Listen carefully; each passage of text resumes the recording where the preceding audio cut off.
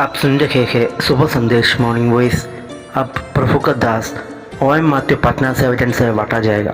तू ही दाता विश्व विधाता, तेरी दुनिया सारी, तेरी दुनिया सारी।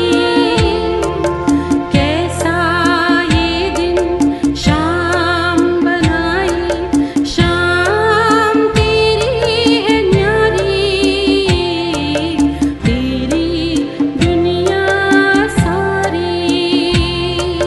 तू ही दाता विश्व विधाता, तेरी दुनिया सारी,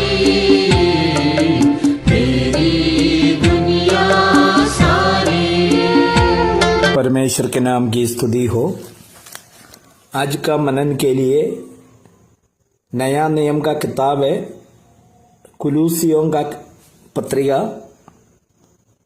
उसका 3रा अध्याय 1 से लेकर 4 तक पद आपके सामने मैं पढ़ना चाहता हूं। 3रा अध्याय 1 पद, अतः जब तुम मसीह के साथ जिलाए गए तो स्वर्गीय वस्तुओं की खोज में रहो, जहां मसीह विद्यमान है और परमेश्वर के दाहिनी ओर बैठा है। पृथ्वी पर की नहीं परंतु स्वर्गीय वस्तुओं पर ध्यान लगाओ, क्योंकि तुम तो मर गए और तुम्हारा जीवन मसीह के साथ परमेश्वर में छिपा हुआ है। जब मसीह जो हमारा जीवन है प्रकट होगा, तब तुम भी उसके साथ महिमा सहित प्रकट किए जाएंगे। जो व्यक्ति प्रभु यीशु मसीह पर विश्वास किया, उसके द्वारा विश्वास करके उद्धार पाया है, अनंत जीवन पाया है, उस व्यक्ति के लिए संदेश बहुत महत्वपूर्ण है। यदि आप प्रभु पर अभी तक विश्वास नहीं किया, नहीं तो आपका उद्धार का निश्चय नहीं है, तब इस संदेश आपको समझ में नहीं आएगा। यहां पर लेखक ने यह बात बताता है, अर्थात जब तुम मसीह के साथ जिलाए गए तो स्वर्गीय वस्तुओं की खोज में रहो। मतलब क्या है? बाइबल बताता है जो व्यक्ति पाप किया,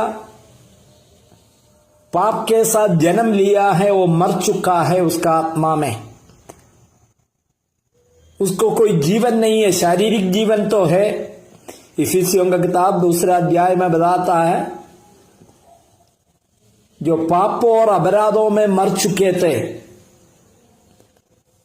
लेकिन जब हम प्रभु पर विश्वास करते हैं, प्रभु के साथ जिलाए जाते हैं हमारी आत्मा।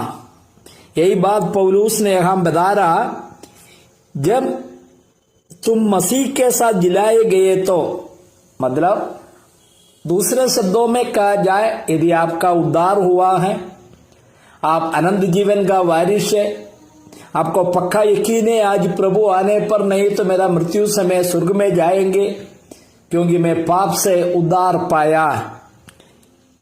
उस व्यक्ति का जीवन शैली कैसे होना, यह बात बता रहा है। स्वर्गीय वस्तुओं की खोज में रहो, जहां मसीह विद्यमान है।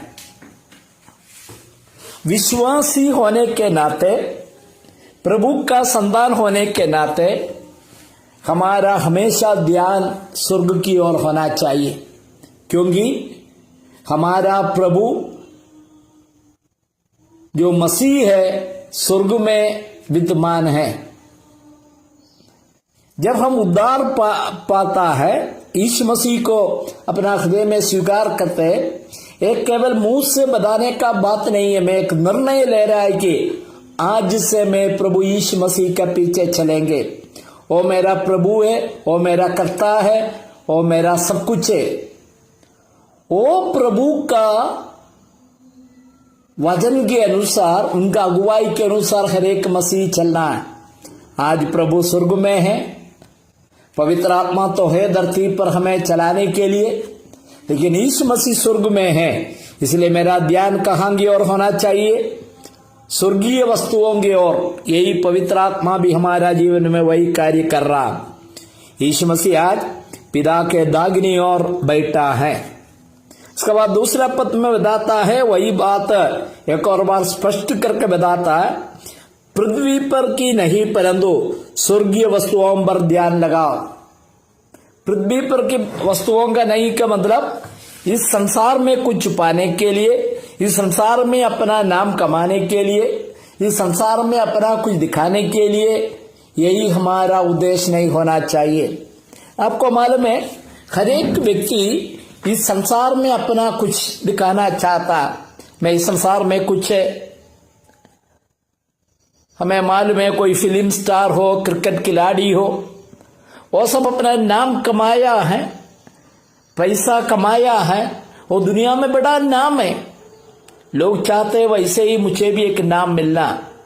लेकिन विश्वासी का विचारधारा कभी भी ऐसा ना हो, क्योंकि मेरा प्रभु स्वर्ग में है और आज और कल मुझे स्वर्ग में जाना है, ये प्रतीक्षा मेरा और आपके अंदर में होना चाहिए।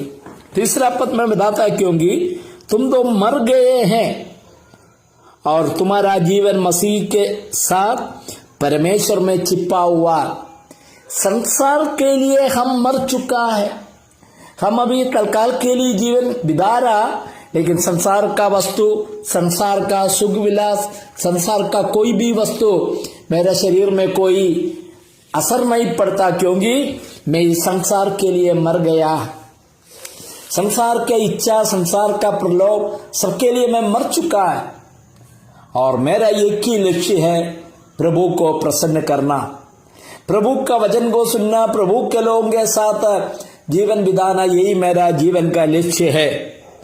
4 पद में पढ़ते हैं, जब मसीह हमारा जीवन प्रकट होगा तब तुम भी उसके साथ महिमा सहित प्रकट किए जाएंगे। यही हमारी आशा है। प्रभु यीशु मसीह एक दिन आएगा और हम उसके साथ अनंत काल तक प्रभु के साथ जीवन बिताएंगे। यही धन्य आशा प्रभु ने मेरा और आपका जीवन में दिया।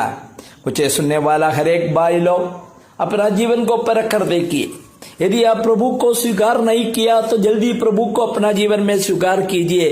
वो प्रथम जो बात है, जो आप यीशु का चेला है, रोज बाइबल पढ़ते, प्रार्थना करते, आपका विचारधारा ऐसा होना चाहिए, इस संसार में कुछ कमाना नहीं, ध्यान नहीं लगाना, प्रभु की ओर अपना ध्यान लगाकर एक अच्छा जीवन बिताने के लिए प्रभु आप सबको इस संदेश के द्वारा सहायता करे। प्रभु के नाम की स्तुति हो, आमीन।